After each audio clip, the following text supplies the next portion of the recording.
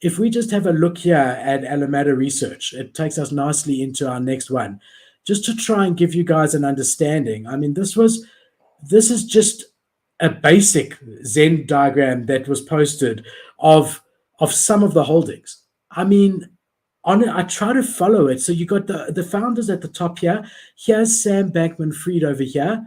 And here you can see Alameda Research, but then there's also Alameda Research Ventures. And then there's also Hilltop and another one, Paperbird. And then from Ventures goes to Alameda Research Ventures Ltd. And from there, it goes into, I mean, it's just absolutely insane. And this is not all of it. I saw this tweet today, Blockworks listed all of the companies under Alameda Research. I mean, and this is a list of them. That's a lot. Yeah, there's 137 if I'm not mistaken. So we got Blockfolio, Blue Ridge, a whole lot of ones that start with BT, Clifton Bay Investments, Cottonwood, just in case anything stands out to us, Deck Technologies, Deep Creek, Digital Custody, then all these different FTX ones. I mean, this is crazy. FTX Canada. Look at all those FTX. Oh my God. Europe, Hong Kong, Japan, marketplace, products, propriety, services, structured. So look, I would imagine on the FTX side of things, some of them probably were formed to do certain things, right? But might not be being utilized much. But definitely ones like FTX Canada, Japan, like the country one, Switzerland, all of those are going to be affected. FTX Turkey. I mean, this is just mad. Yeah. Ledger Prime, right? And they actually came out with a statement today as well, which I can show you, saying that they are okay. So that's the other thing to remember. I mean, if we think, here's that diagram we were looking at. If we think to ourselves and we say, hold on, logically speaking, most of these companies, Alameda Research invested in.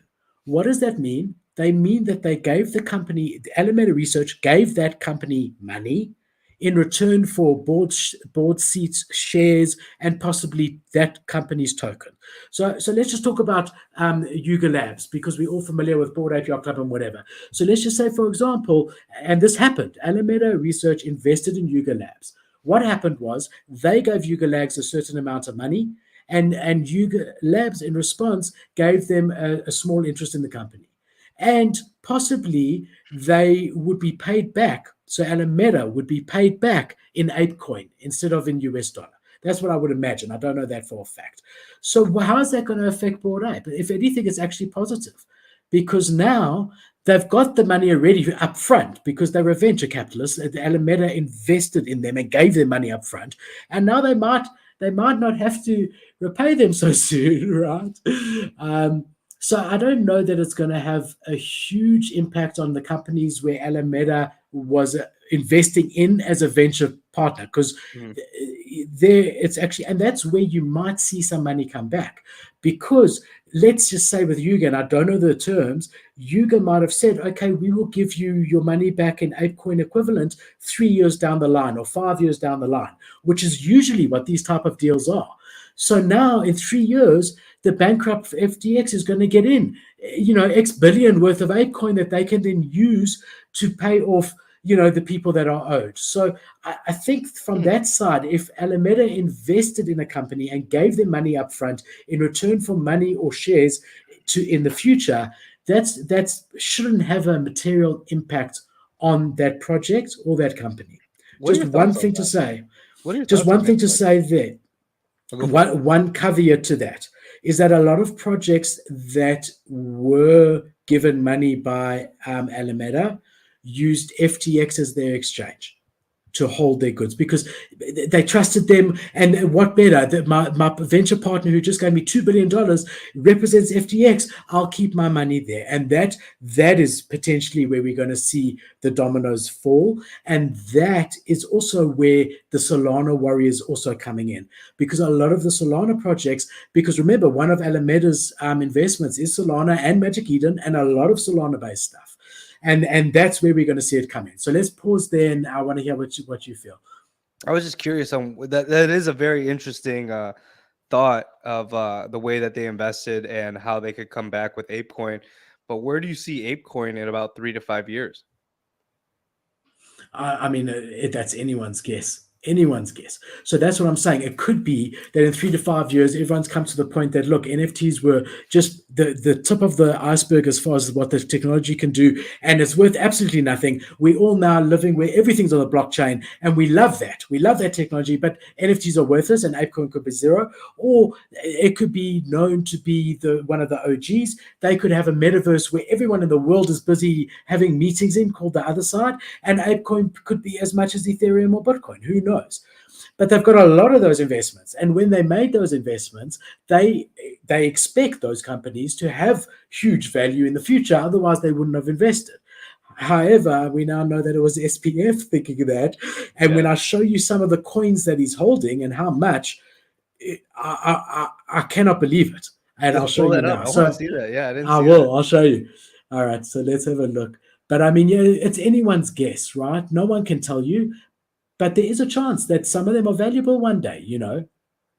All right, so where are we up to over here?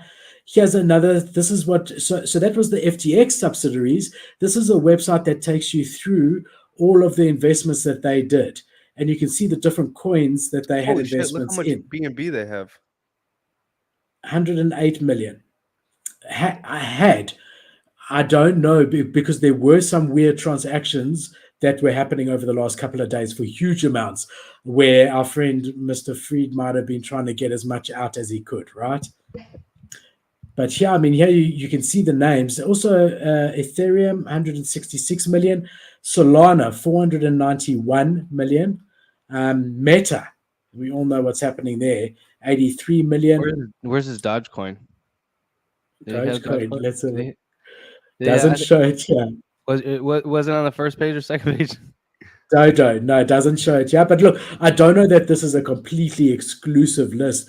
I mean, there's 44 pages here, right? Let's see if we can show 100. I mean, I would assume that it would have more and like just all the random stuff that like they do. Made, like, I'll show you. You know?